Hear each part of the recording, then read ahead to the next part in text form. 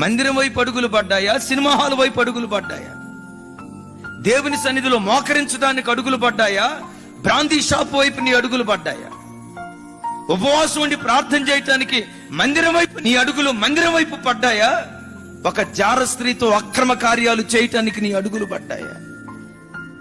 దేవుని సన్నిధిలో మోకాళ్ళుని బైబిల్ చదువుకోవటానికి నీ అడుగులు పడ్డాయా?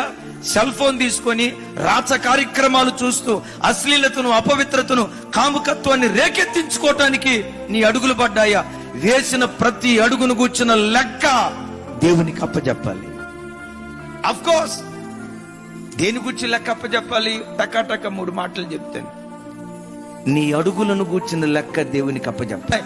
నీ వేసిన ప్రతి అడుగుల లెక్క దేవునికి అప్పచెప్పాలి. జాగ్రత్త.